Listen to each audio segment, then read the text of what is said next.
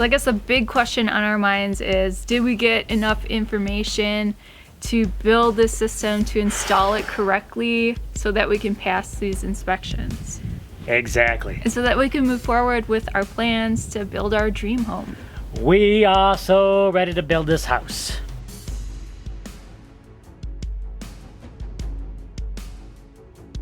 The fate of our off-grid build depends on these inspections going well.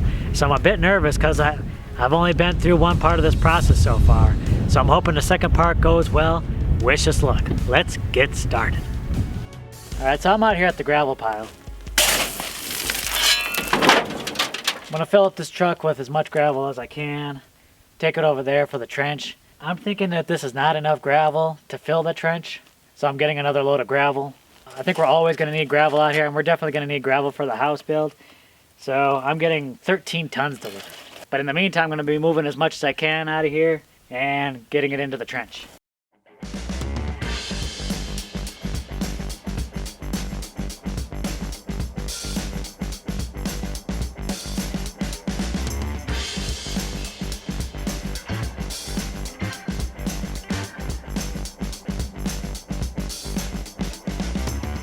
All right, so now that we got our gravel delivery, forget that stuff loading it up into the truck. I'm just gonna use this.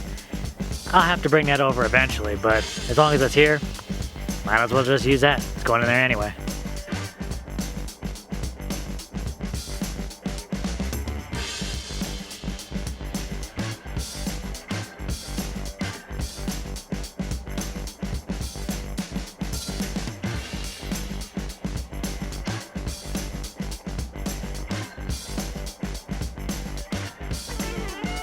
Now to do that a few hundred times. So I'm definitely looking to get that 2-foot separation between the barrel and the trench. And I want to leave a little room around that pipe because I need to get the bell end of the perforated pipe over that. I think I got the separation. I got enough dirt in that area. Time to start bringing some gravel. Lay it out to this whole trench.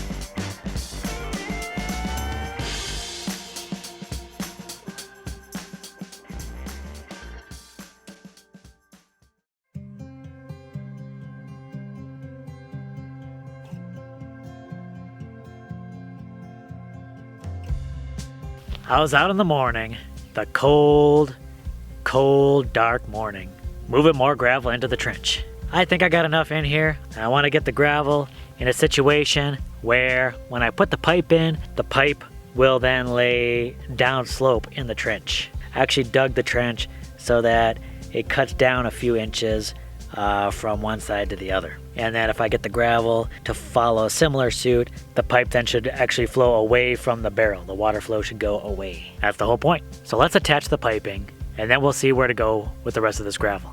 What I got here is 10-foot lengths of 4-inch blue perforated pipe. I didn't know if this is what I should be getting, but I think I got the right stuff. I'm almost positive it's the right thing. We'll put it on, we'll see what happens. No, I'm almost 100% sure. So I'm gonna put it on right now. I'll take you through it, and then we'll see how it looks in the trench. For me, this is always one of the most nerve-wracking parts, because once it's glued, yeah, it's glued.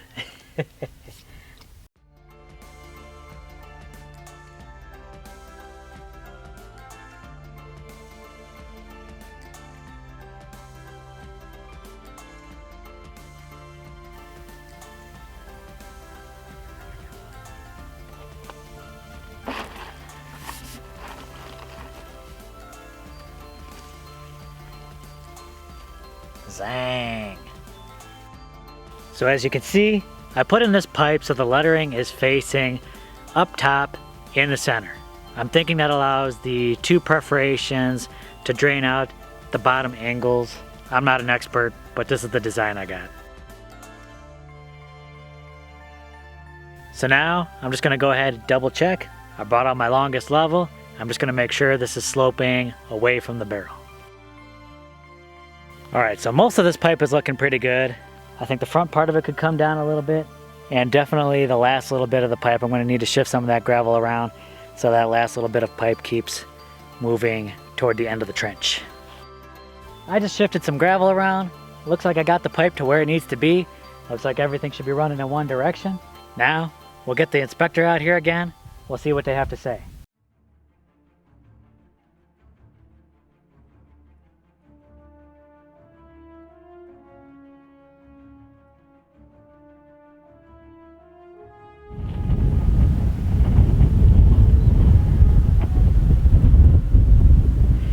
If only you knew the power of the dark side of the Force. So as you can see, the inspector came and went, and we got some great news. We passed the inspections, y'all! So we got the second septic inspection, and this one went just as smoothly as the first. But the inspector came. This is basically about what he did. I'm gonna do a reenactment.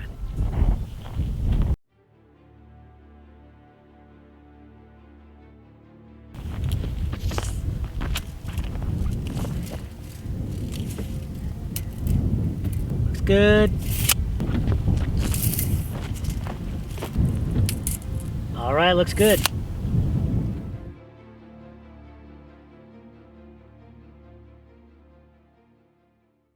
So he basically just checked the depth, kind of at the beginning, kind of at the end, making sure the slope is going away from the barrel.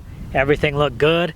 There is one caveat. He mentioned this, and again, this is something I didn't know, but something you pick up as you go. So basically, I just need a cap for the end of the pipe, put that on there. That way when water hits the end of the line, it doesn't flow immediately out. It builds up in the pipe and then spreads along the perforated lines. So now that I got the okay on this, I'm gonna go ahead, finish this off. It's basically just putting some more gravel in, and then the fabric that lays on top of this.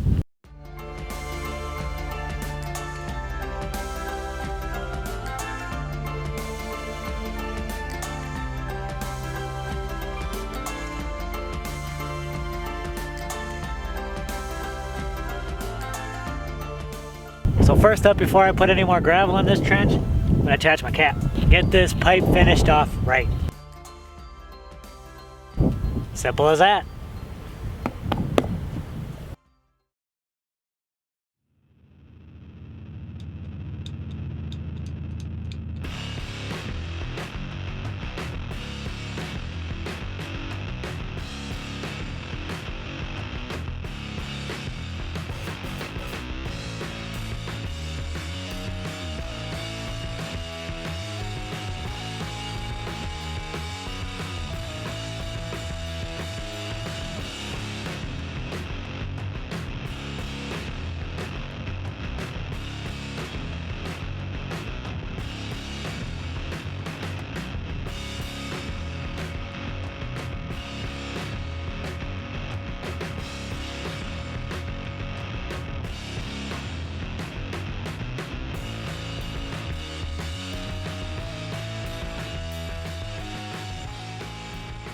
Now that I got this filled with about 2 inches of gravel above my pipe, now I'm gonna lay down my cloth. And what it is here is a special fabric, which I'll lay over the top, and it'll keep the dirt particles from falling in below the gravel. So it'll keep the gravel clean and allow the water to penetrate as it should.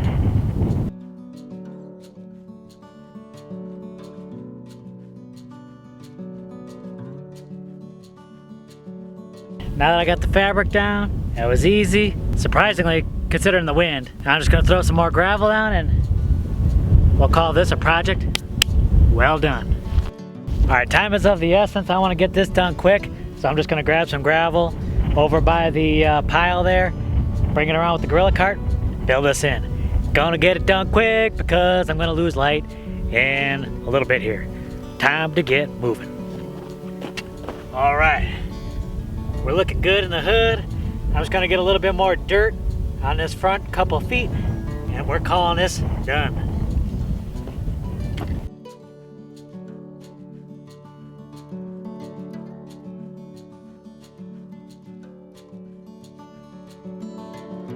I think it's looking mighty nice. It's nice. Okay, so now let's talk a little bit about pricing. That's what it comes down to at the end, isn't it? Do you want to pay the extra money for a traditional septic, or do you want to try and do something yourself, maybe save a little bit of money? With the traditional septic, it's going to cost about $5,500 to have someone come in, put everything in. Then the cost of the permits, probably another couple hundred. So probably about $5,700 to $6,000 is what you'd spend for a small traditional septic system. Think a 1,000 gallon tank. You don't have to worry about all that work, and it might be easier to sell if you decide to leave that property. Now this system I put in, I was able to do myself. I didn't have to spend any money building the 3-barrel compost system. That was all reused materials, but that's something that might figure into your cost. I'll even factor in the tool I bought just for digging, although we're going to use that tool for other purposes. That was probably $150, I think. So the barrel cost about $250. The gravel cost about $300, but I only used a fraction of that. The PVC was about $50. So I would say everything that I spent together on this, including the tool, probably cost us about $700. Now $700 versus close to $6,000, we don't need all that much. And we never plan on selling. So for us, it was definitely the way to go. It's just saved us a ton of money up front. We're able to do it ourselves. Definitely a lot of work, but I think it was worth it. But that's something you have to answer for yourself. So just a little recap on the system, in case you didn't watch the whole series, but we'll probably put the whole series together in one video at some point. But 55-gallon barrel with your inlet baffle, your outlet baffle, 2-foot PVC pipe, 30 feet of perforated pipe. Your pit here really only has to be a little over 3 feet because the barrel wants to stick a little bit above the ground. Then you got your 30-foot leach line, 32 feet counting the 2-foot pipe over here. 32 feet from the barrel, 3 feet down. Whew. Not too bad, not too bad. Took a little bit to get it done, took a little bit for the inspections, but we're there. And I got one more thing to share with you. So, not only did we get approved for the second inspection of our septic system, but I had them check over the house site right away, so we had the setback inspection already. And it was super easy. Same guy that did the septic, just kind of took a look at the house site, said, you know what? It ain't near anything. So we meet the setback requirements, everything looks good, and we can start building, y'all! Ha-ha! Such exciting news. We cannot wait to start building our dream house out here and start building up our homestead. It's been a long time coming. Well, I mean, the trailer hasn't been bad. You know, it's a little tight at times, but, you know, neither of us, we don't mind it too much.